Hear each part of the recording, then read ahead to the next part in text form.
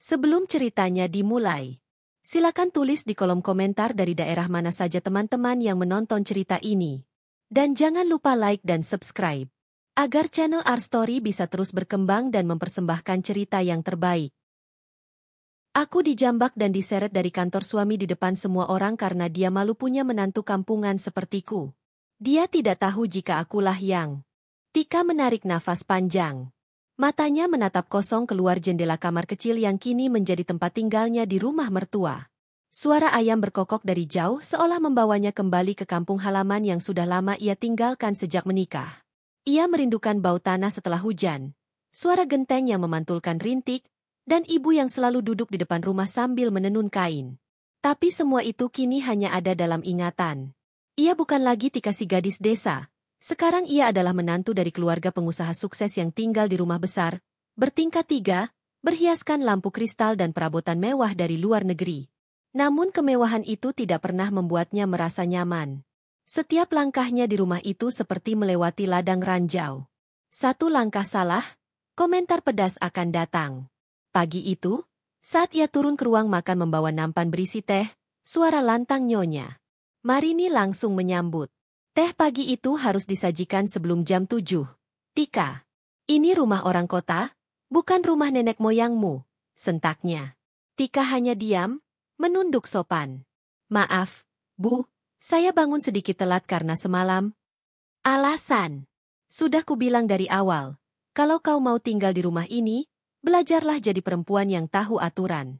Bukan pakai alasan terus. Bentaknya lagi sambil menatapnya dari ujung kepala hingga kaki, seakan mencari celah untuk menghina. Reno, suaminya, hanya duduk di meja makan, memainkan ponsel, tak berkata apa-apa. Ia bahkan tidak menoleh ke arah Tika. Tika meletakkan teh di atas meja dengan tangan gemetar, tapi tetap berusaha tersenyum. Silakan tehnya, Bu, Mas Reno. Sudah, pergilah ke dapur sana. Jangan buat nafsu makanku hilang, ucap nyonya Marini lagi dengan nada jijik. Dengan langkah kecil, Tika berjalan ke dapur, menahan air mata yang menggantung di pelupuk. Ia membuka keran, mencuci piring sambil mencoba mengatur napasnya. Ia sudah terbiasa diperlakukan seperti itu, tapi tetap saja rasa sakit itu tak pernah hilang. Sudah 6 bulan ia menikah dengan Reno. Pria itu dulu begitu hangat dan penuh perhatian. Mereka bertemu di kampus, saat Tika masih kuliah semester akhir dan Reno sedang menyelesaikan gelar masternya. Reno jatuh cinta pada kecerdasan dan kesederhanaan Tika. Mereka sering berdiskusi panjang soal dunia usaha, masa depan, dan kehidupan. Reno bahkan pernah berkata, "Aku ingin wanita seperti kamu jadi ibu dari anak-anakku." Tapi semua berubah setelah pernikahan. Setelah mereka tinggal di rumah besar milik orang tua Reno, Marini tidak pernah merestui pernikahan mereka. Baginya, Tika adalah gadis tak berkelas yang hanya bermodal wajah manis dan keberuntungan. Ia merasa Tika tidak pantas menjadi bagian dari keluarga mereka yang penuh reputasi dan kehormatan di kalangan elit bisnis Jakarta. Di malam hari, Tika sering terjaga sendirian di kamar, menatap ke langit-langit dengan dada sesak. Reno lebih sering pulang larut, kadang bahkan tidak pulang sama sekali. Saat ditanya, alasannya selalu pekerjaan. Tika tahu Reno sedang menjauh. Tapi ia tak ingin langsung berpikiran buruk. Ia percaya setiap pernikahan punya ujiannya sendiri. Siang itu, setelah membersihkan dapur, Tika masuk ke kamar dan membuka buku catatannya.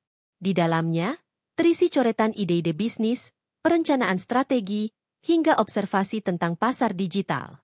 Ia masih menulis seperti dulu, seolah sedang mengerjakan proyek besar.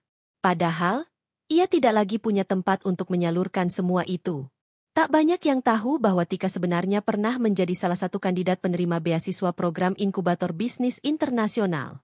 Ia pernah bekerja magang di bawah pimpinan tokoh bisnis terkenal dari Jepang.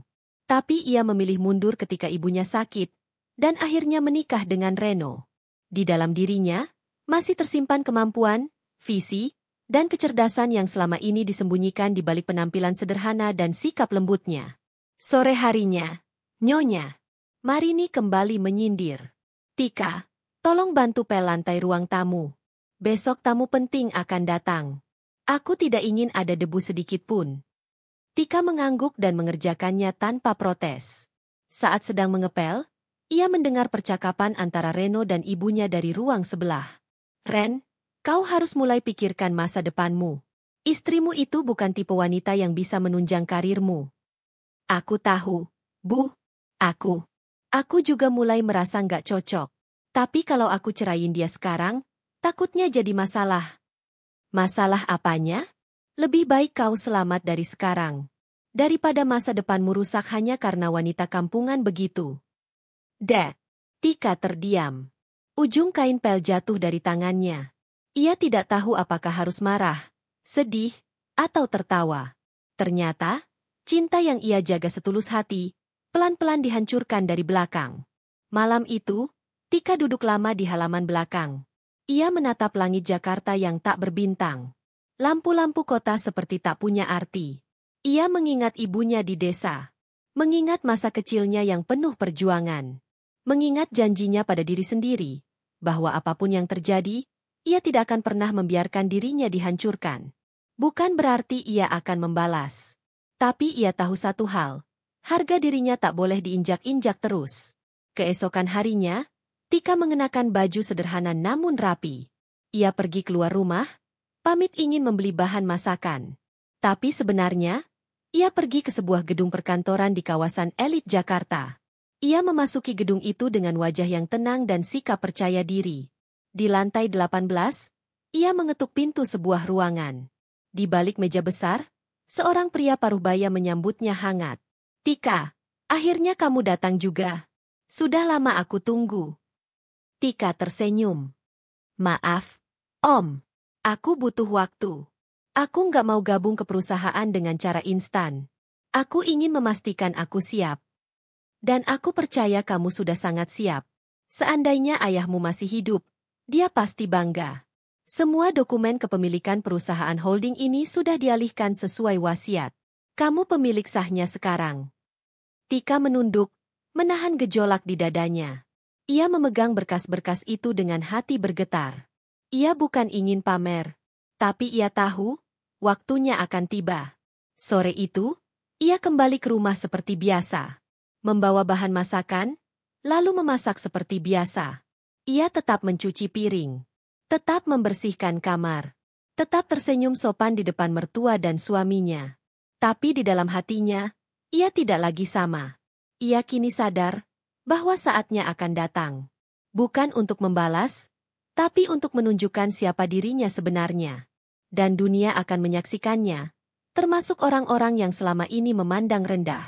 Pagi itu, Tika berdiri di depan cermin panjang dalam kamarnya. Ia merapikan jilbabnya, mengenakan blus berwarna pastel dengan rok panjang sederhana. Tangannya cekatan menyelipkan bros kecil di sisi kepala, memastikan semuanya tampak rapi. Tidak ada yang istimewa dalam penampilannya, tapi dari sorot matanya ada sesuatu yang berbeda, lebih tenang, lebih siap. Di balik ketenangan itu, banyak hal yang tidak diketahui oleh siapapun di rumah itu. Ia mengambil sebuah kotak kecil dari dalam lemari. Kotak itu berisi flash disk, surat, dan foto lamanya bersama pria tua berjanggut putih dan berkacamata yang biasa ia panggil Papa. Ia bukan ayah kandungnya. Tapi lelaki itulah yang telah menyelamatkannya dari kemiskinan setelah ibunya wafat. Pria itu mengasuhnya seperti anak sendiri, mendidiknya secara diam-diam menjadi seorang pemimpin, seorang pemikir, dan seorang calon pewaris kerajaan bisnis yang tak banyak orang tahu eksistensinya. Nama pria itu, Herman Wijaya, tokoh besar yang dikenal di balik layar, pemilik saham mayoritas dari beberapa grup holding besar di Asia Tenggara. Herman bukan tipe orang yang suka tampil di depan publik. Selama ini ia mempercayakan operasional kepada CEO-CEO profesional dan manajer eksekutif. Namun satu hal yang tak banyak diketahui, ia telah menetapkan satu nama dalam surat wasiatnya, Tika. Gadis sederhana dari desa, yang tampak tidak lebih dari sekadar istri anak pengusaha kelas menengah. Saat Herman meninggal 2 tahun lalu, Tika masih kuliah dan menolak langsung masuk ke lingkaran kekuasaan perusahaan. Ia merasa belum pantas. Ia lebih memilih hidup sebagai orang biasa, mencicipi kehidupan yang tidak diwarnai dengan keistimewaan. Kini, saat hidupnya diinjak-injak, ia sadar, kesederhanaan yang ia pilih bukan berarti ia lemah. Di ruang tengah, Nyonya Marini sedang duduk bersama 2 temannya yang juga ibu-ibu sosialita. Mereka sedang membicarakan rencana pesta ulang tahun perusahaan tempat Reno bekerja. Dan aku ingin semua tamu hadir dengan dress code hitam emas. Harus elegan. Tidak boleh ada yang merusak estetika ruangan, ucap Nyonya Marini angku sambil menyeruput teh mahalnya. Salah satu temannya, wanita berambut ikal dengan perhiasan mencolok, tertawa kecil. Tapi Tika, dia punya gaun seperti itu. Oh, dia? Aku tidak akan mengundangnya. Dia terlalu kampungan. Kau harus lihat caranya jalan saja, seperti masih di jalan tanah, kata Nyonya Marini lalu tertawa, diikuti tawa sahabatnya. Tika berdiri di tangga atas, mendengar semuanya. Tapi ia tidak menangis. Tidak hari ini. Ia turun perlahan, menyapa mereka dengan senyum kecil, kemudian langsung ke dapur. Ia tak butuh pengakuan mereka.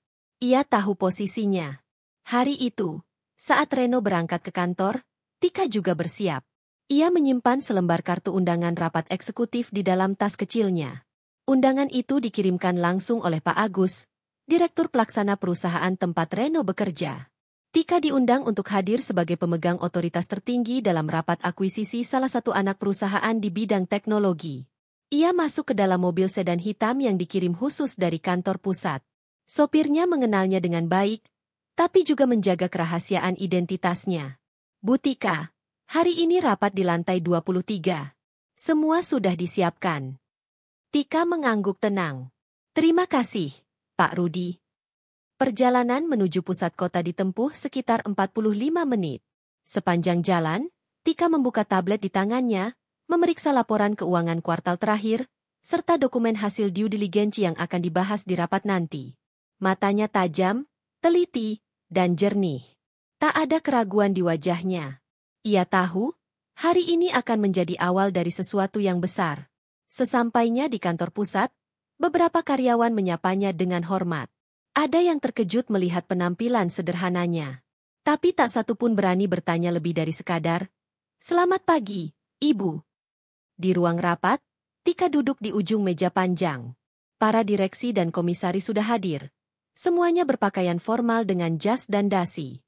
Reno belum datang. Ia tak tahu bahwa rapat hari ini bukan sekadar rapat biasa. Pak Agus membuka pertemuan. Baik, selamat pagi. Hari ini kita kedatangan ibu pemegang otoritas penuh yang telah menjadi pemilik sah perusahaan induk kita sejak tahun lalu. Beliau akan memimpin diskusi hari ini dan memutuskan hasil akuisisi berdasarkan penilaian strategis. Semua kepala menoleh ke arah Tika. Ada yang tercengang, ada pula yang saling berbisik pelan.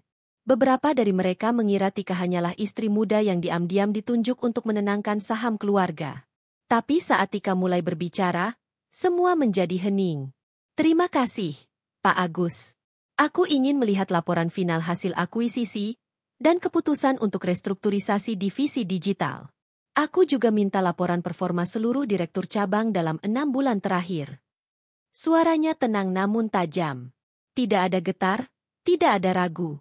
Rapat berlangsung lebih dari 2 jam. Tika memimpin dengan cekatan. Beberapa kali ia memberikan analisa tajam tentang efisiensi sumber daya, potensi pertumbuhan unit bisnis, dan kelemahan strategi pesaing. Ia bahkan mampu menjelaskan celah hukum dalam perjanjian mitra yang nyaris luput dari perhatian dewan sebelumnya. Ketika rapat selesai, Pak Agus menepuk pundaknya dengan bangga. Saya kira, semua orang di sini mulai sadar siapa Anda sebenarnya, Bu. Tika hanya mengangguk, tersenyum tipis. Saya tidak butuh mereka tahu, Pak. Saya hanya butuh mereka bekerja. Sebelum pulang, Tika meminta satu berkas tambahan, rekap kinerja Reno selama 6 bulan terakhir. Ia ingin tahu seberapa serius suaminya bekerja. Ia bukan ingin menjatuhkan, hanya ingin menilai dengan objektif. Dan ketika ia melihat hasilnya, hatinya sedikit menegang. Banyak keterlambatan laporan, absensi kosong, dan laporan palsu. Tapi ia memilih menyimpan dulu semua itu. Di rumah, Tika kembali seperti biasa. Menyapu, memasak, membersihkan lantai. Ia menyembunyikan semua penat dari rapat tadi di balik senyum kecilnya. Malamnya, Reno pulang dengan muka masam. "Kenapa makanan belum disiapkan?" tanyanya ketus. "Maaf, aku sedikit terlambat masak. Tadi aku keluar sebentar." Keluar? Sama siapa? Nada curiga mulai terdengar. Sendiri. Aku cuma belanja dan mampir sebentar ke toko buku.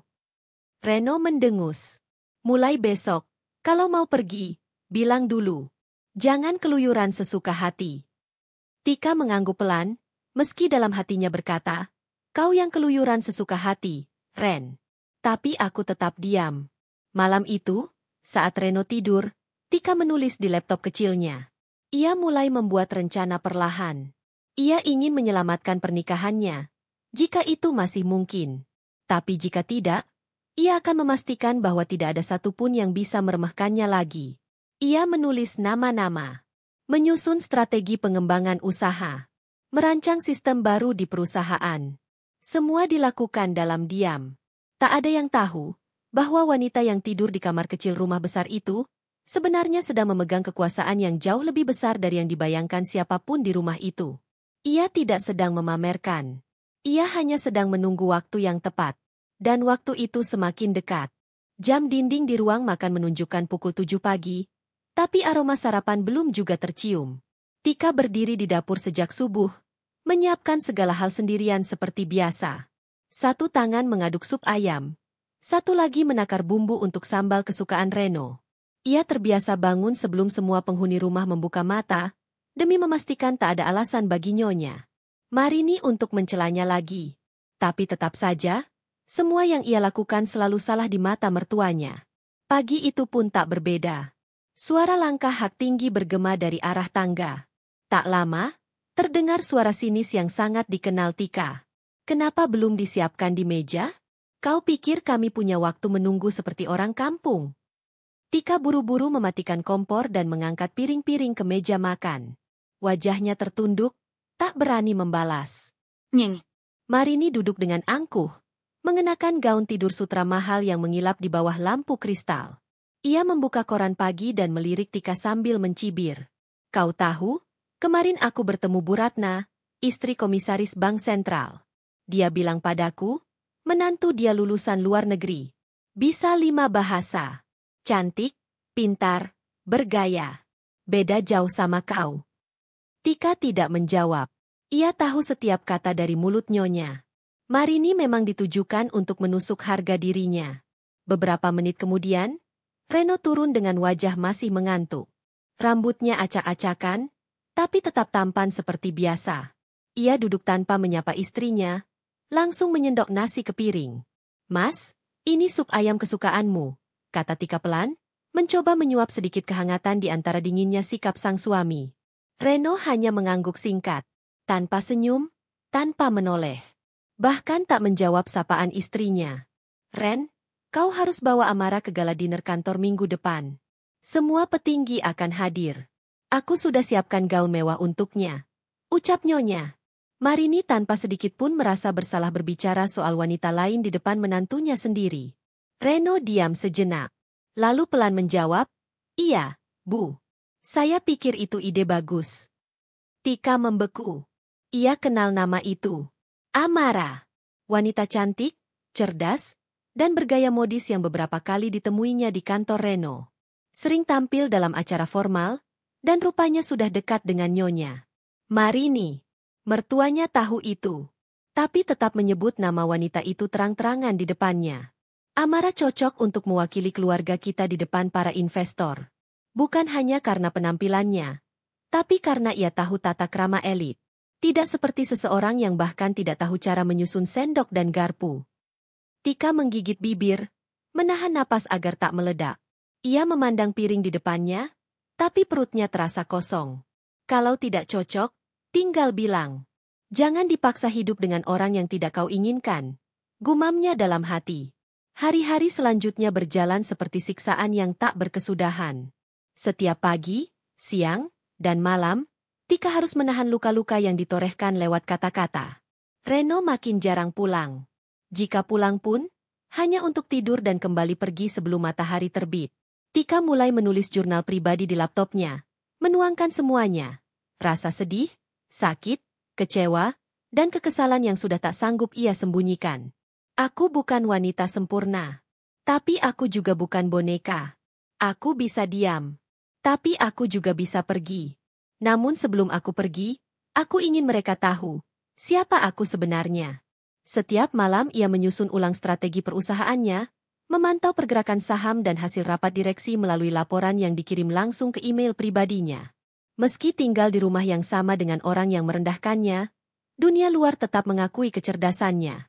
Hanya saja, ia menyembunyikan semua itu karena memilih hidup sederhana bersama Reno. Kini, ia mulai bertanya dalam hati, apakah pengorbanan itu layak? Puncaknya terjadi ketika Tika datang ke salah satu acara kantor Reno, diam-diam. Ia hanya ingin hadir sebentar, memberi kejutan ulang tahun kecil pada suaminya. Ia mengenakan baju yang sopan, rok panjang warna krem, dan atasan putih sederhana. Ia tahu tidak akan sebanding dengan penampilan wanita-wanita yang datang dengan gaun ribuan dolar, tapi ia tetap datang dengan hati tulus. Saat ia masuk ke aula tempat acara berlangsung, lampu-lampu mewah memantul di dinding kaca. Musik orkestra mengalun pelan. Tamu-tamu mengenakan jas dan gaun megah. Tika melangkah pelan dengan kotak kecil di tangannya, kue ulang tahun buatan sendiri. Namun langkahnya terhenti ketika melihat pemandangan di tengah kerumunan. Reno berdiri berdampingan dengan Amara. Mereka tertawa kecil sambil bersulang bersama beberapa tamu penting. Nying. Marini berdiri di samping mereka, dengan ekspresi bangga. Seolah-olah keluarga itu utuh tanpa Tika di dalamnya. Beberapa orang melihat Tika dan mulai berbisik. Ada yang tertawa kecil, ada yang memandang dari ujung kepala hingga kaki, lalu saling menyikut. Tika berjalan mendekat, tapi sebelum sempat menyapa, "Nyonya." Marini lebih dulu melihatnya. Matanya melebar, lalu mengerut. "Apa yang kau lakukan di sini?" tanyanya tajam. Tika diam sejenak. "Saya cuma ingin." "Kau ingin mempermalukan kami, ya? Lihat dirimu. Datang ke acara resmi seperti ini dengan baju murahan begitu? Pulang. Sekarang juga." Tika masih berdiri, mencoba menjelaskan. Tapi sebelum ia sempat bicara, "Nyonya." Marini menarik lengannya kasar. "Kau tidak diundang. Jangan bikin malu." Beberapa orang mulai menoleh. Reno tampak gelisah, tapi tetap diam. Bahkan tidak melangkah untuk menghentikan ibunya. Tika ditarik menjauh dari aula, menuju pintu keluar. Di sana, di depan banyak orang, "Nyonya." Marini menyentak pergelangan tangan Tika dan mendorongnya keluar. "Jangan pernah muncul di tempat seperti ini lagi. Kau tidak pantas berdiri di antara kami." Pintu tertutup keras. Musik dari dalam aula masih terdengar samar. Tapi di luar hanya ada Tika, berdiri dengan tangan gemetar dan mata yang mulai basah. Ia tidak menjerit, tidak marah, tidak meratap. Ia hanya berdiri diam. Lalu pelan, ia berkata pelan pada dirinya sendiri. "Aku tidak pantas, ya? Baik. Akan aku buktikan siapa yang tidak pantas." Malam itu, ia pulang ke rumah dengan kotak kue yang tak jadi dibuka. Ia masuk ke kamar, duduk di kursi, dan menyalakan laptop. Jari-jarinya mulai mengetik cepat. Ia membuka kembali semua akses penuh ke jajaran direksi.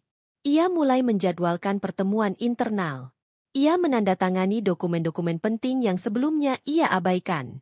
Ia bukan lagi wanita yang berharap dimengerti. Ia sedang mempersiapkan panggungnya sendiri.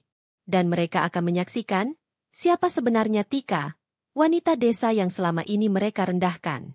Tika duduk di ruang keluarga seorang diri, memandangi televisi yang menyala tanpa benar-benar ia tonton. Suara dari layar hanya menjadi pengisi sunyi, menenggelamkan gemuruh pikirannya sendiri.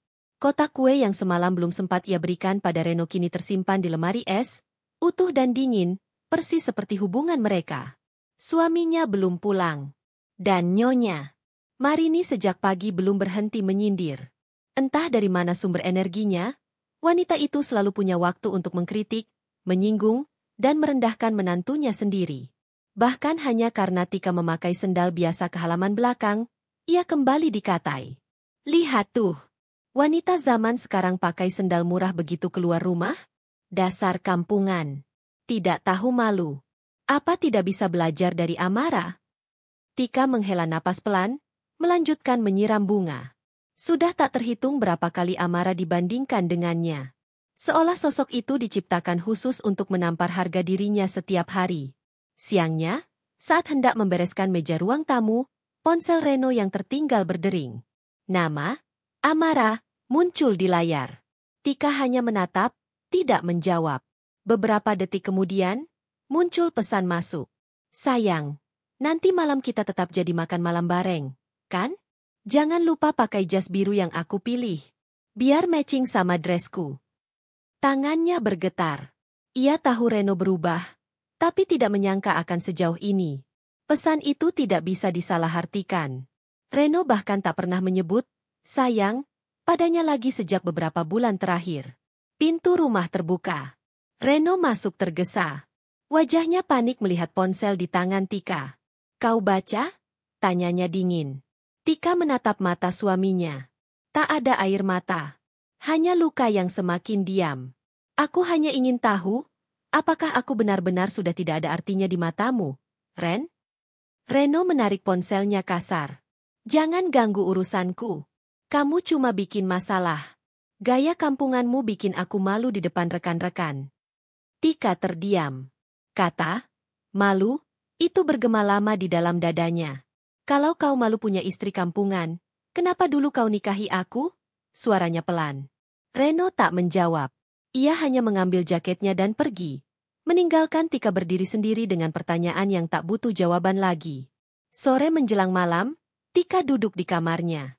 Ia membuka email dari perusahaan holding miliknya. Salah satu tim bisnisnya baru saja mengirimkan laporan tentang kejanggalan pengelolaan dana di divisi pemasaran perusahaan tempat Reno bekerja. Ada penyelewengan anggaran, dan tanda tangan digital Reno tertera jelas di dokumen. Tika menahan diri. Ia tidak ingin gegabah. Tapi semua semakin jelas. Bahwa Reno bukan hanya mencintai wanita lain, tapi juga mulai menodai integritasnya sebagai seorang profesional. Keesokan harinya, Tika ikut nyonya Marini ke butik. Sang mertua memaksa Tika untuk ikut hanya karena ingin mempermalukannya di depan teman-temannya yang lain. Aku mau kau lihat cara wanita sejati memilih gaun. Biar kau tahu kelas. Katanya sebelum mereka masuk ke dalam butik ternama itu. Di dalam, 3 wanita lain sudah menunggu. Semuanya berdandan mewah. Saat Tika masuk, pandangan mereka langsung sinis. Tertawa kecil seolah sedang melihat badut berjalan di karpet merah.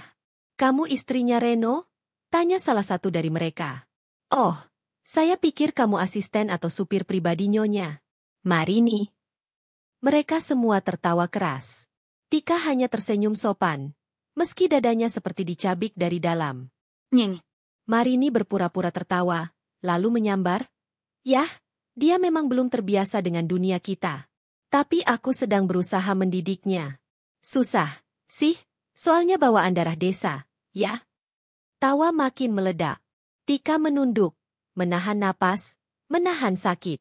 Sesampainya di rumah, ia langsung masuk kamar dan mengunci pintu. Ia tidak menangis, tidak juga marah.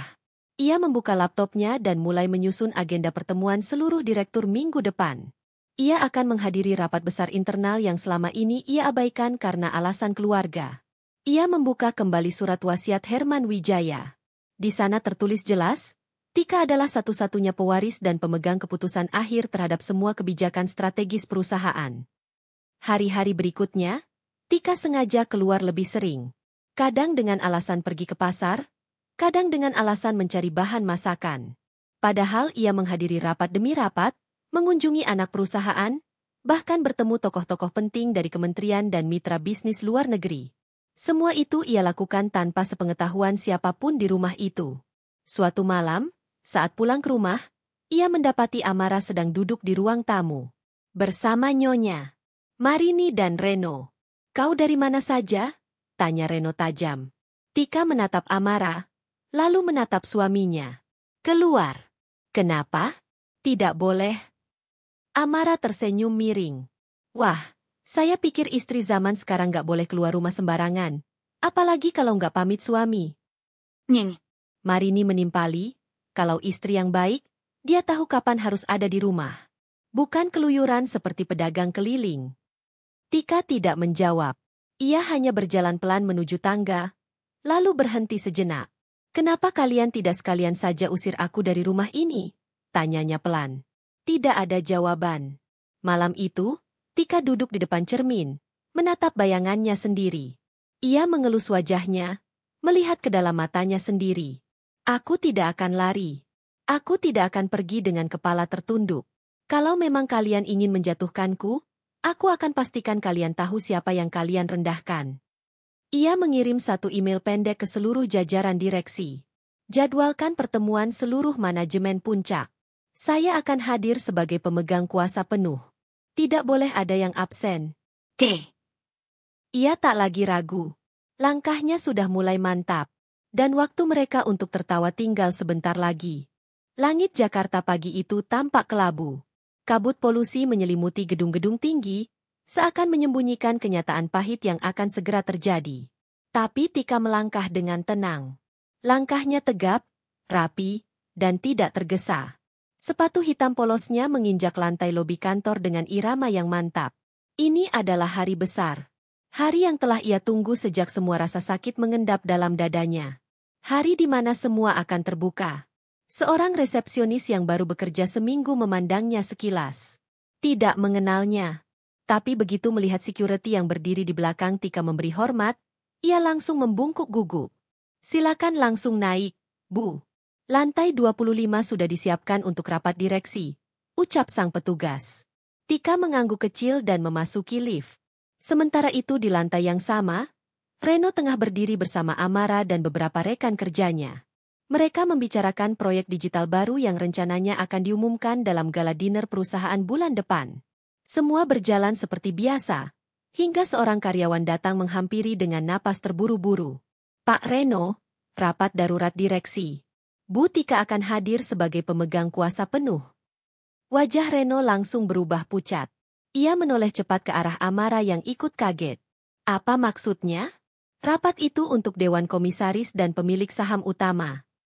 Reno berseru, setengah tidak percaya.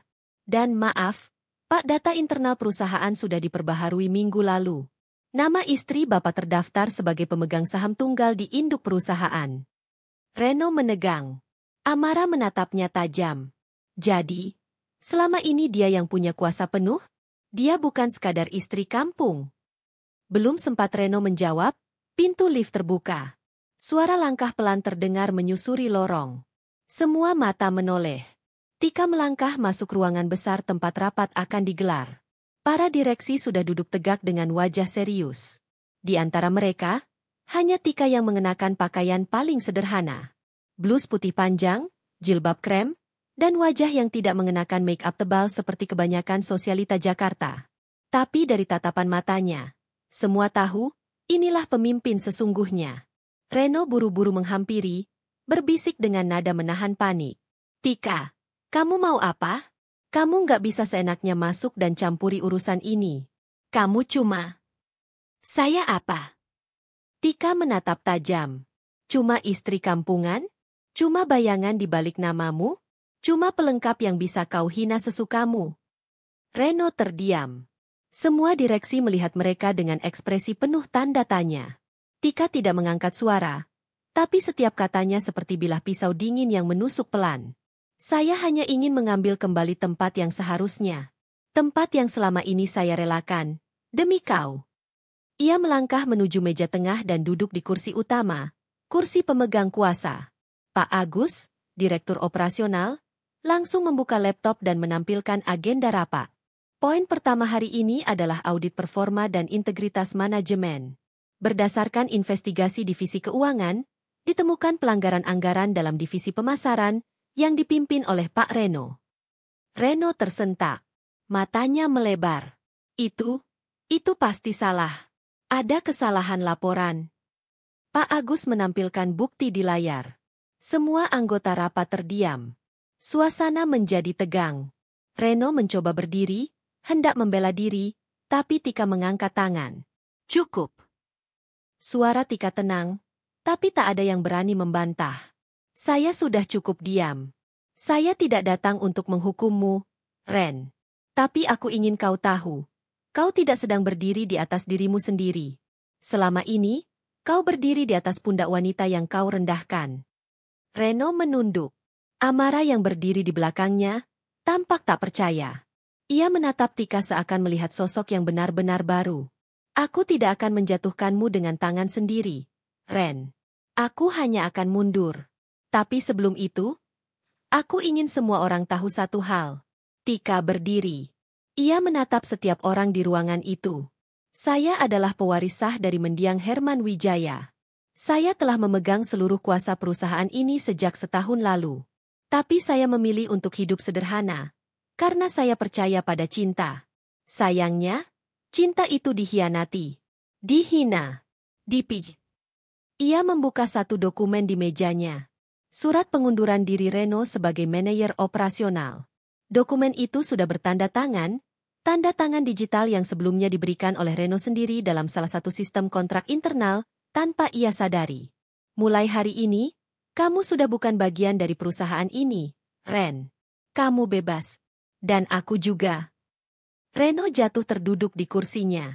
Amara tak sanggup berkata apa-apa. Tika melangkah pergi meninggalkan ruangan, tapi belum sampai ke pintu, langkahnya dihentikan. Suara keras tiba-tiba terdengar dari belakang. Hei! Semua mata menoleh. Dari arah pintu masuk kantor, Nyonya Marini menerobos masuk dengan wajah merah padam. Ia datang membawa dua wanita sosialita, dan wajahnya tampak emosi. Kau pikir kau siapa? Hah? Baru juga dilahirkan dari desa, sudah berani berlagak di perusahaan kami. Tika menatapnya datar. Tapi Nyonya Marini tidak berhenti. Ia mendekat cepat. Lalu, satu tangan kasar menarik jilbab Tika dari belakang. Ditarik hingga nyaris terlepas. Dasar perempuan tak tahu diri. Bentaknya. Tika terhuyung. Rambutnya nyaris terurai. Beberapa karyawan menjerit kecil. Dua resepsionis perempuan langsung berlari. Tapi sebelum sempat menolong, Nyonya Marini menjambak rambut Tika lebih keras lagi, menyeretnya keluar dari ruang rapat di hadapan semua orang. Keluar dari sini. Aku nggak mau orang sepertimu mencoreng nama baik keluarga kami. Suara-suara ribut terdengar di mana-mana. Beberapa direktur berdiri dari kursi mereka. Reno hanya membeku. Ia tidak bergerak sedikit pun. Seolah lumpuh oleh rasa malu. Tika tidak melawan.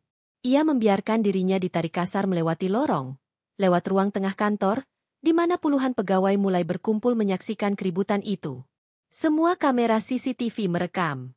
Bahkan beberapa orang diam-diam merekam dengan ponsel mereka. Nying. Marini tak berhenti mencaci. Kau pikir siapa dirimu? Hah? Berani sok hebat di kantor suamiku?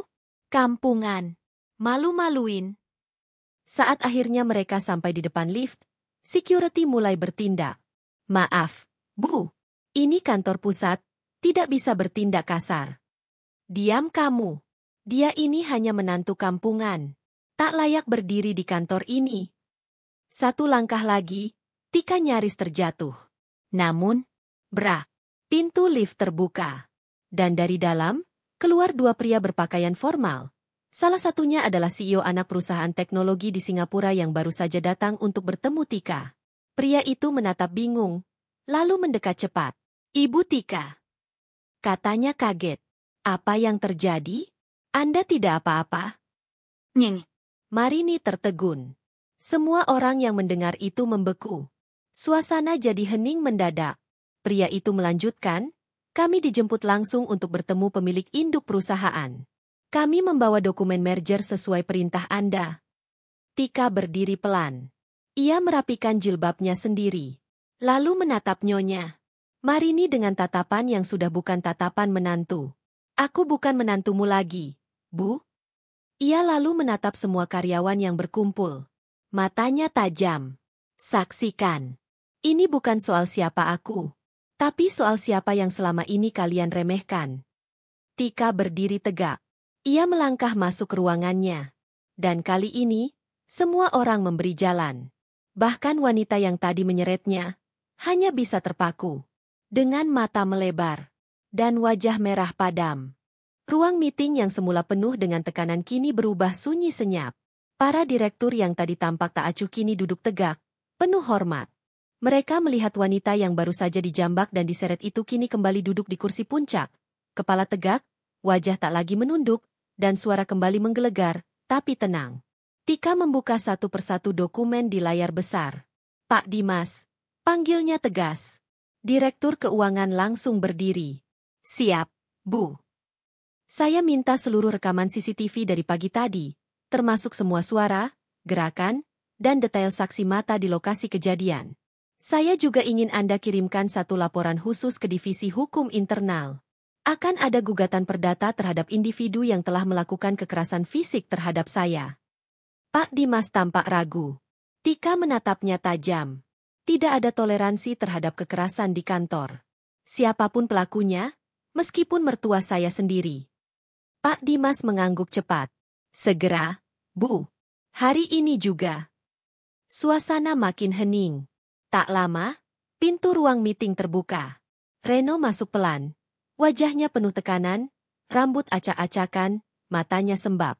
Di belakangnya, Amara masih berdiri dengan wajah bingung, nyaris tak percaya dengan semua yang telah terjadi. Reno mencoba bicara, tapi suaranya tercekat. Tika berdiri. Kali ini bukan untuk marah, bukan untuk balas dendam. Ia hanya ingin menyelesaikan semuanya, secara adil dan elegan. Duduk, katanya tegas. Reno menurut. Ia duduk seperti siswa yang tertangkap basah menyontek di depan kepala sekolah. Matanya tak berani menatap mata Tika. Reno, suara Tika pelan namun menusuk. Kau tahu apa yang paling menyakitkan dalam semua ini? Reno tetap menunduk. Bukan karena kau selingkuh. Bukan karena kau hina aku. Tapi karena aku pernah percaya bahwa kau mencintaiku, dan itu cukup. Ia menatap Reno lama. Tapi aku sadar, cinta tanpa hormat hanya jebakan. Tika lalu menyodorkan sebuah dokumen. Surat pemutusan kontrak kerja dan gugatan perdata dari Divisi Hukum. Reno menatap surat itu lama, lalu pelan-pelan bergetar. Aku mohon jangan lakukan ini, aku salah. Tika, aku benar-benar nggak tahu siapa kamu sebenarnya. Tika tersenyum kecil. Justru itu salahmu. Karena bahkan kalau aku bukan siapa-siapa pun, kau tak berhak memperlakukan istrimu seperti sampah. Reno meneteskan air mata. Tangannya gemetar menahan malu dan sesal. Amara yang melihat dari sisi ruangan tampak cemas dan memutuskan untuk bicara. Bu Tika, saya minta maaf kalau selama ini. Tika melambaikan tangan. Kau tidak perlu minta maaf padaku. Aku tahu posisimu hanya pion dalam permainan yang lebih besar. Tapi ingat, aku wanita yang tahu membedakan mana cinta tulus dan mana obsesi bertopeng kemewahan. Amara tertunduk. Tika kemudian berdiri, menghadap seluruh ruangan. Per hari ini, saya mengambil alih penuh posisi pimpinan perusahaan. Semua jajaran direksi akan melalui evaluasi ulang. Tak ada lagi posisi atas dasar koneksi keluarga. Tak ada lagi toleransi untuk manipulasi data, laporan fiktif, dan kehadiran bayangan. Kita membangun ulang. Dari dasar. Seketika ruangan dipenuhi tepuk tangan kecil dari beberapa orang yang memang sudah lama mendambakan perubahan. Hari itu, Tika kembali ke rumah dengan mobil dinas perusahaan, dikawal 2 staf eksekutif yang menemaninya seperti seorang pemimpin besar. Tapi saat ia tiba di rumah, Nyonya Marini sudah menunggu di teras. Wajahnya tidak lagi semegah biasanya. Kali ini matanya bengkak, dan rambutnya yang biasanya disisir rapi kini tampak kusut. Tika turun dari mobil. Perlahan. Tanpa bicara sepatah kata pun, Nyonya Marini mendekat dan berlutut di hadapan Tika. Tangisnya pecah. Maafkan aku tidak tahu, aku benar-benar tidak tahu siapa kamu sebenarnya.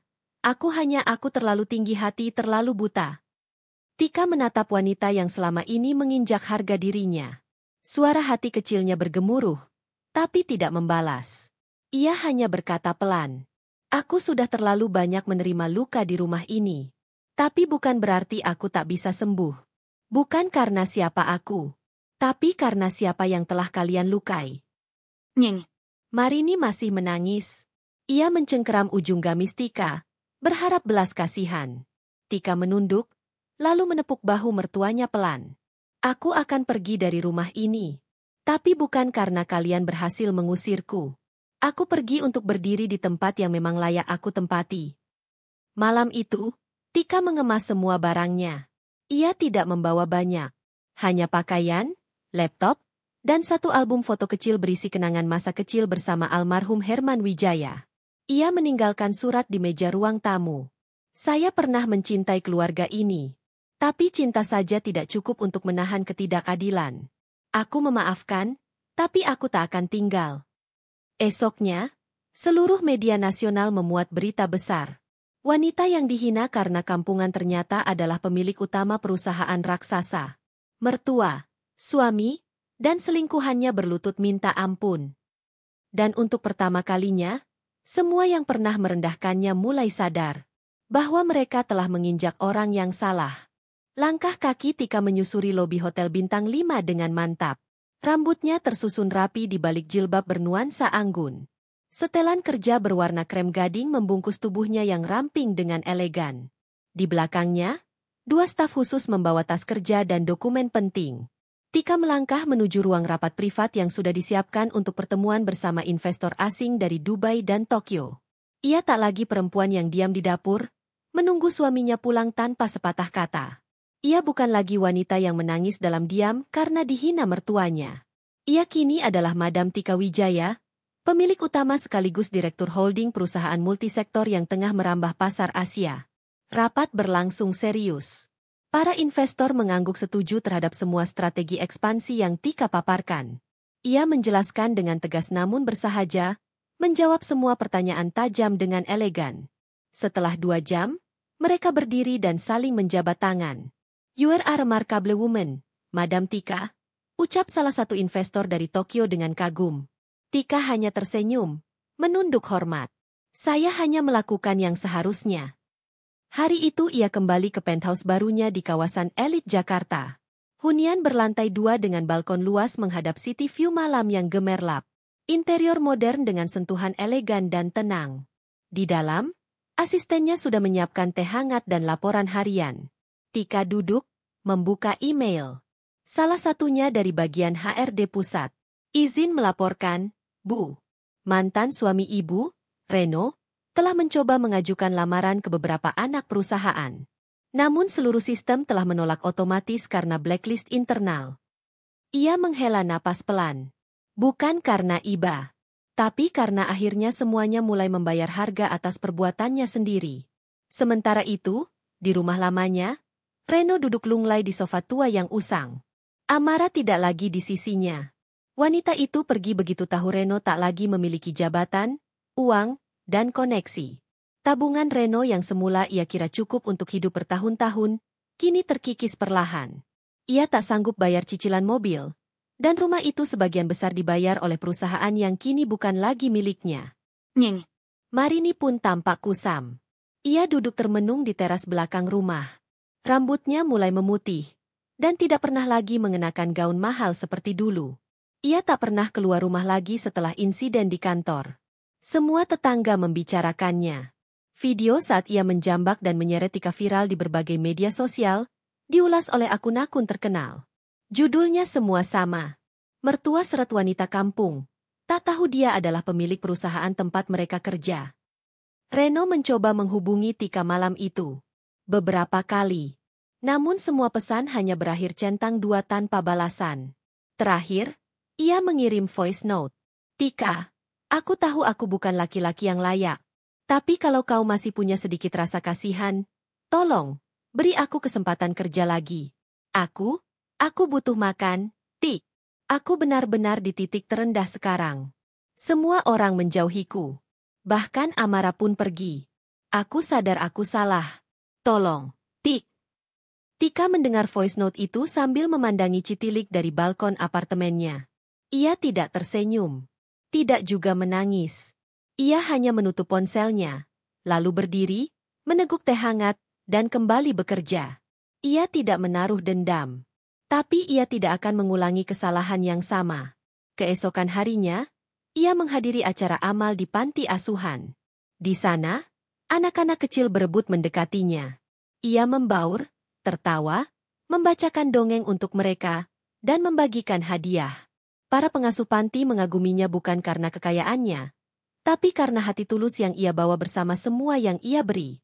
Di tengah keramaian itu, salah satu anak kecil bertanya padanya, "Bu Tika, ibu kok sendirian?" Suaminya nggak ikut. Tika tersenyum, menatap mata polos anak itu. Karena ada hal-hal dalam hidup ini yang lebih baik dikerjakan sendiri, agar hati tetap utuh. Malam harinya, saat ia hendak pulang, seorang staf menghampirinya. Bu Tika, ada tamu yang ingin bertemu. Ia bilang mantan ibu. Tika menoleh. Di kejauhan, terlihat Reno berdiri dengan wajah lusuh, tubuh lebih kurus, dan mata yang seperti sudah kehilangan harapan. Ia berjalan perlahan mendekati Tika, lalu berlutut di hadapan semua orang. Di pelataran panti asuhan itu. Tolong, aku nggak punya siapa-siapa lagi. Aku malu. Aku menyesal. Tapi aku nggak tahu harus kemana lagi.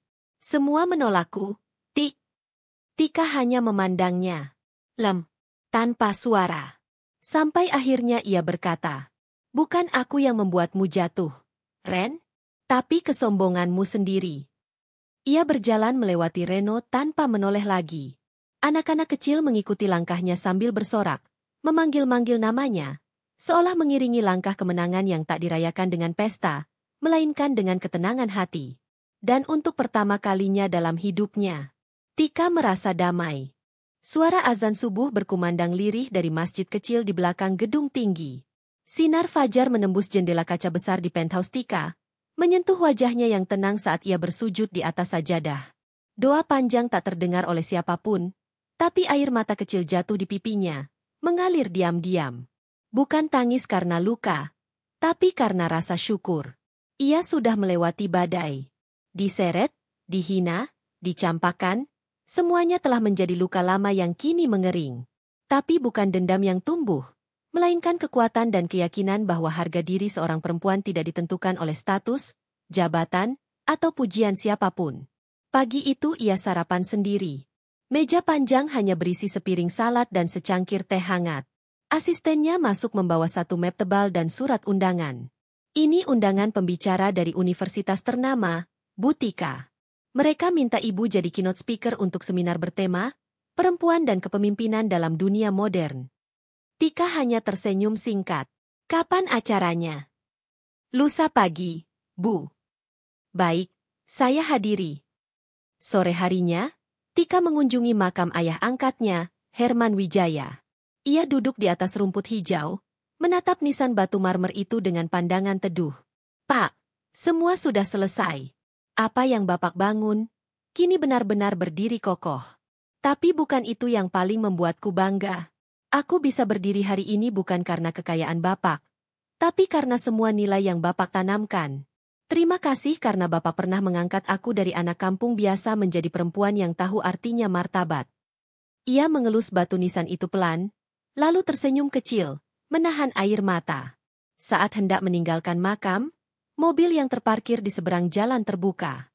Seorang wanita berlari menghampirinya. Tika menoleh. Sosok itu bukan orang asing. Amara. Wajah wanita itu pucat, lelah, dan tampak sangat berubah dari sosok glamor yang dulu. Ia berhenti di hadapan Tika, terengah. Bu Tika, maaf, saya tahu saya tak pantas, tapi, saya mohon, tolong dengarkan saya sebentar saja. Tika menatapnya. Tenang. Amara menangis, tak peduli lagi orang melihat atau tidak. Saya sudah kehilangan segalanya. Teman-teman menjauh. Nama saya di blacklist di dunia kerja. Saya bahkan hampir kehilangan kontrakan karena tak mampu bayar sewa. Saya tahu, semua ini akibat ulah saya sendiri. Tapi saya ingin berubah. Sungguh. Tika tetap diam, tak memberikan reaksi apapun. Saya ingin minta maaf.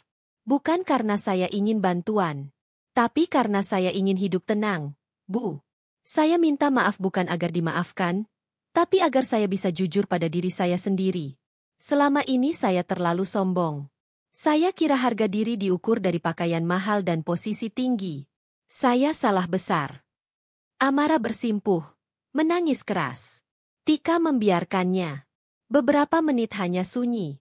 Lalu Tika menunduk, meraih selembar tisu dari tasnya, dan menyerahkannya. Tuhan tak akan menghina orang yang benar-benar bertobat, ucapnya lirih. Amara menatap Tika, menangis makin keras. Tika melangkah pergi tanpa berkata lebih, dan Amara tak mencegah. Hari berikutnya, Tika menghadiri undangan seminar. Aula kampus dipenuhi mahasiswa dan dosen. Saat ia naik ke panggung, semua mata tertuju padanya. Ia mengenakan setelan pastel sederhana dan berbicara tanpa naskah. Saya tidak dilahirkan dari keluarga kaya. Saya tidak tumbuh di lingkungan elit. Saya pernah dihina karena logat bicara, karena gaya berpakaian, karena asal saya. Tapi saya berdiri hari ini bukan karena saya membalas, melainkan karena saya memilih untuk bertahan tanpa membenci. Para mahasiswa mencatat dengan serius. Beberapa tampak meneteskan air mata. Kita para perempuan sering dinilai dari penampilan, dari cara kita bicara, dari siapa suami kita. Padahal, kekuatan kita bukan di situ. Kekuatan kita ada di pilihan kita untuk tetap tegak meski diludahi, tetap berjalan meski dihalangi, dan tetap memaafkan meski tidak diminta. Tepuk tangan membahana. Seminar itu viral di media sosial. Potongan-potongan video pidatonya disebar ribuan akun, dan jutaan perempuan merasa terwakili olehnya. Malamnya, Tika duduk sendiri di balkon apartemen, menatap kota yang penuh lampu. Tapi kali ini bukan kesunyian yang menyelimutinya, melainkan ketenangan. Ia membuka ponsel. Ada puluhan pesan tak terjawab dari Reno. Ia menghapus semuanya tanpa membaca. Kemudian muncul pesan dari seorang wanita bernama Ningsih, teman lamanya dari desa yang kini menjadi kepala koperasi wanita di daerahnya dulu. Tika, kami dengar dari berita. Kami bangga padamu.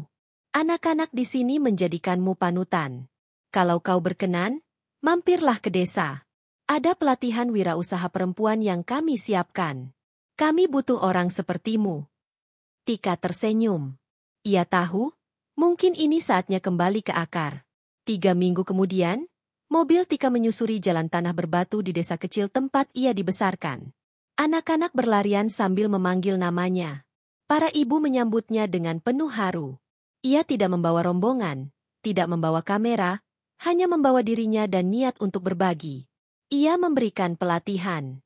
Ia mengajarkan manajemen keuangan dasar, pemasaran, dan mental bertumbuh. Ia memotivasi para janda dan ibu rumah tangga yang ingin mandiri. Sore itu, saat duduk di beranda rumah masa kecilnya, ia menatap langit jingga dan berkata dalam hati, "Aku tidak ingin membuktikan apapun lagi. Aku hanya ingin berguna." Dan pada akhirnya, bukan berapa banyak yang kita miliki yang membuat kita berarti, tapi berapa banyak luka yang mampu kita ubah menjadi cahaya bagi orang lain. 3 bulan berlalu sejak Tika memutuskan kembali menyentuh akar kehidupan lamanya di desa. Ia hidup lebih tenang, lebih damai, dan lebih berdaya. Meski fasilitasnya tak semewah penthouse, tapi kebahagiaan yang ia rasakan jauh lebih nyata. Namun pada suatu siang yang terik, ponselnya berdering. Sebuah nomor lama yang sudah hampir ia lupakan. Asistennya menjawab, "Bu Tika, ini dari Sekretaris Eksekutif Pusat. Mereka menyampaikan bahwa akan ada rapat besar gabungan seluruh anak perusahaan, dan Anda diminta hadir langsung sebagai pemilik utama." Tika mengangguk. "Kapan?" 2 hari lagi. Di Ballroom Pusat, Jakarta. Ia tidak langsung menjawab. Ia hanya menatap keluar jendela. Di kejauhan, anak-anak desa masih berlarian di sawah, dan suara azan zuhur terdengar samar dari masjid tua. 2 hari kemudian, Tika turun dari mobil hitam panjang yang mengantarnya langsung ke depan ballroom Hotel Bintang 5. Para wartawan sudah menunggu. Lampu kamera menyala terang. Tapi Tika tetap berjalan tenang, mengenakan gamis putih panjang dan jilbab simpel. Tak ada permata, tak ada label bermerek mencolok. Di dalam ballroom, semua petinggi perusahaan besar, anak-anak usaha, para komisaris, dan pemegang saham sudah duduk. Suasana formal, terhormat. Dan di sudut ruangan, duduk pula Reno, ibunya Nyonya Marini, serta beberapa kolega lama yang dulu pernah meremehkan Tika. Mereka hadir bukan sebagai undangan utama, melainkan sebagai pihak terlapor yang akan diperiksa atas penyalahgunaan dana yayasan yang dibentuk atas nama keluarga Reno. Dana itu dulu digunakan untuk pencitraan, dan laporan internal menyatakan ada indikasi penyelewengan. Saat Tika memasuki ruangan, suasana mendadak hening. Semua berdiri. Bahkan orang-orang yang dulu menatapnya dengan sinis kini tak berani mendongakkan kepala. Ia langsung naik ke podium. Tak panjang lebar, Hanya sebuah kalimat pembuka. Saya di sini bukan untuk membalas, tapi untuk menegakkan kembali keadilan yang selama ini diinjak-injak oleh orang yang mengira dirinya berkuasa karena nama keluarga. Ia lalu duduk, memberi isyarat kepada tim hukum internal untuk membuka dokumen. Ini bukti transaksi fiktif, pemalsuan laporan keuangan, dan penggunaan dana CSR secara tidak sah oleh kelompok yang mengatasnamakan keluarga Wiratama, yaitu mantan suami saya, Reno, dan ibunya. Reno menunduk. Nying. Marini pucat pasi. Mereka tidak menyangka kasus ini belum berakhir. Saya akan menyerahkan sepenuhnya ke bagian hukum dan pihak kepolisian untuk menyelesaikan ini. Karena hukum tidak boleh tumpul ke atas. Seorang petugas kepolisian masuk membawa map. Surat panggilan. 1 untuk Reno, 1 untuk Nyonya Marini. Tika hanya menunduk hormat. Setelah rapat berakhir, wartawan menyerbu. Bu Tika, apakah ini bentuk balas dendam? Apakah benar ibu akan memenjarakan mantan suami dan mertuanya? Bagaimana perasaan ibu melihat mereka sekarang tunduk di hadapan ibu? Tika berhenti, menoleh, lalu menjawab satu kalimat. Tidak ada kebahagiaan dalam menyakiti, tapi ada kedamaian dalam menegakkan kebenaran. Malam itu, Tika kembali ke penthouse lamanya. Ia berdiri di balkon, menatap lampu-lampu kota yang berkedip seperti bintang di bumi. Ponselnya kembali berdering. Kali ini, dari salah satu yayasan sosial yang ia dirikan. Ibu Tika, kami ingin menyampaikan bahwa jumlah perempuan yang mendaftar pelatihan kewirausahaan meningkat tajam sejak video seminar ibu viral. Bahkan banyak dari mereka berasal dari rumah tangga yang sempat hancur, tapi kini ingin bangkit seperti ibu. Tika tersenyum tipis. Di saat yang sama, di kantor polisi, Reno duduk dengan tangan gemetar. Di hadapannya, surat perintah penyelidikan sudah ditandatangani. Nying. Marini di ruangan sebelah, hanya bisa menangis dan menyebut nama Tika sambil meratap. Maafkan aku. Namun semua sudah terlambat. Tika tidak menanamkan kebencian, tapi ia juga tak menutup mata atas kejahatan yang berkedok keluarga. 3 bulan kemudian, di sebuah acara penghargaan perempuan berpengaruh tingkat Asia, nama Tika diumumkan sebagai perempuan paling inspiratif tahun ini. Ia naik ke panggung, disambut riuh tepuk tangan. Penghargaan ini bukan milik saya, katanya di atas panggung, tapi milik semua perempuan yang pernah dianggap remeh, yang pernah diseret jatuh, yang pernah ditertawakan karena dianggap kampungan, tapi bangkit tanpa menyakiti. Kita bisa jadi kuat tanpa membalas, dan kita bisa menjadi pemimpin tanpa melukai. Dan saat semua kamera mengarah padanya, Tika tetap menunduk rendah. Karena ia tahu, yang membuatnya besar bukan karena jabatan atau kekayaan, melainkan karena ia bertahan tanpa kehilangan dirinya sendiri. Langkah-langkah kecil tapi tegap itu kembali menyusuri koridor kantor pusat. Tempat di mana segalanya pernah runtuh, dan di mana semua juga dibangun kembali. Aroma kopi pagi, denting mesin fotokopi, dan suara-suara sibuk kembali mengalun seperti biasa. Tapi hari ini berbeda. Hari ini, nama Tika tak lagi disebut dengan bisik-bisik penuh hinaan. Tidak ada lagi tatapan mencemooh, tidak ada lagi lirikan penuh sinisme. Yang ada hanyalah hormat. Diam-diam semua orang berdiri setiap kali Tika lewat. Bukan karena perintah, tapi karena rasa segan yang tumbuh dari dalam. Ia bukan lagi Tika si kampungan dari desa. Ia kini menjadi simbol perempuan yang mampu menelan luka dan menjadikannya kekuatan. Tika menuju ruang kerja barunya. Di balik pintu besar itu, ruangannya terang dan lapang. Tidak penuh dekorasi mewah, tapi penuh dengan kehangatan. Di sudut ruangan tergantung lukisan desa tempat ia dibesarkan. Di rak buku, tersusun rapi buku-buku motivasi dan manajemen bisnis. Dan di sisi meja kerjanya, foto kecil dirinya bersama almarhum Bapak Herman, ayah angkatnya yang membuka jalan takdirnya. Hari itu ia tak langsung membuka laptop. Ia berdiri di jendela kaca tinggi, menatap keluar. Jalanan ramai, mobil lalu lalang, dan di kejauhan, gedung-gedung tinggi menjulang. Dunia di luar begitu sibuk, tapi hatinya tenang. Di luar ruangannya, asisten mengetuk pelan. Bu Tika, ada perwakilan dari kementerian yang ingin bertemu. Mereka ingin menjadikan ibu sebagai duta nasional untuk pemberdayaan perempuan. Tika menoleh perlahan. Suruh mereka menunggu. Saya akan temui setelah zuhur. Jam makan siang, Tika turun ke kantin kantor. Bukan ke lounge eksekutif, tapi ke kantin umum yang biasa digunakan para staf. Ia duduk di bangku biasa, memesan nasi pecel dan teh tawar. Semua mata menatap, namun ia tetap tenang. Seorang ibu tua petugas kebersihan mendekat pelan. "Bu, boleh saya duduk?" Tika tersenyum hangat. "Silakan, Bu." Saya malah yang merasa terhormat. Ibu itu duduk ragu. "Saya mau bilang terima kasih. Karena Ibu, sekarang semua orang di sini belajar untuk saling menghargai. Nggak lagi pandang hina sama orang kecil seperti kami." "Terima kasih, Bu." Tika menggenggam tangan wanita tua itu. "Saya juga berasal dari tempat yang sama, Bu. Dan saya tahu rasanya dianggap rendah. Tapi kita nggak kecil. Hanya saja dunia suka lupa menengok ke bawah." Seketika mata ibu itu basah.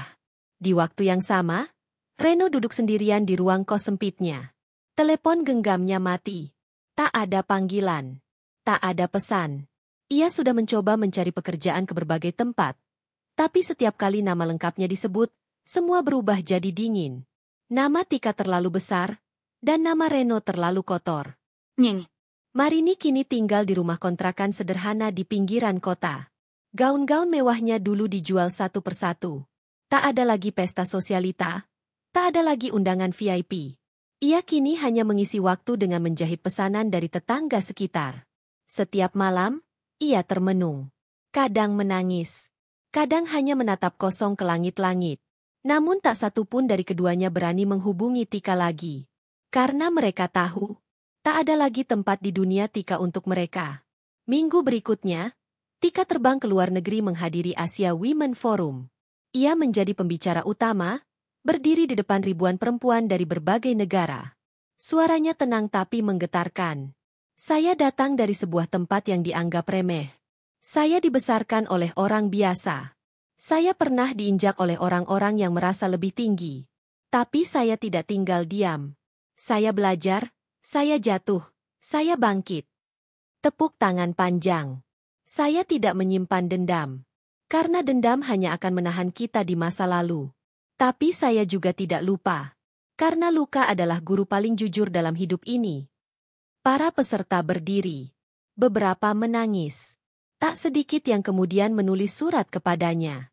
Ia menerima ribuan pesan dari perempuan di berbagai negara yang mengalami kekerasan rumah tangga, penindasan mertua, pelecehan di kantor, dan semua ketidakadilan lainnya. Tika membalas satu persatu dengan timnya. Ia tahu, kini hidupnya bukan hanya miliknya, tapi milik mereka yang menjadikannya inspirasi. Malam harinya, ia kembali ke Indonesia dan menginap semalam di rumah lamanya di desa. Rumah kecil yang dulu penuh cemooh, kini menjadi tempat penuh haru. Di pagi yang dingin itu, ia berjalan ke sawah. Ia menyapa satu persatu warga yang mengenalnya. Banyak yang mencium tangannya. Tapi ia hanya tertawa pelan. "Jangan hormati aku karena kekayaan. Hormatilah aku karena aku dulu juga berdiri di tempat yang sama dengan kalian." Anak-anak kecil berlarian memanggil namanya. Para ibu membawa makanan ke rumahnya. Ayam goreng, kue apem, sayur lodeh. Suasana berubah menjadi perayaan kecil yang hangat. Dan di tengah keramaian itu, seorang anak kecil bertanya, "Bu Tika, ibu bahagia sekarang?" Tika berlutut, menatap mata anak itu. "Iya, karena sekarang ibu sudah tahu bahwa perempuan seperti kita tidak ditentukan oleh orang lain, tapi oleh cara kita bangkit saat dijatuhkan." Dan begitulah, Tika bukan hanya menang atas hidupnya, tapi ia mengubah hidup banyak orang. Ia bukan lagi perempuan kampung yang dipermalukan di kantor suaminya. Ia adalah cahaya bagi perempuan-perempuan yang dulu hanya bisa menangis diam-diam di balik dinding rumah. Ia sudah dilahirkan kembali. Dan kali ini, ia tak akan pernah bisa diinjak siapapun lagi.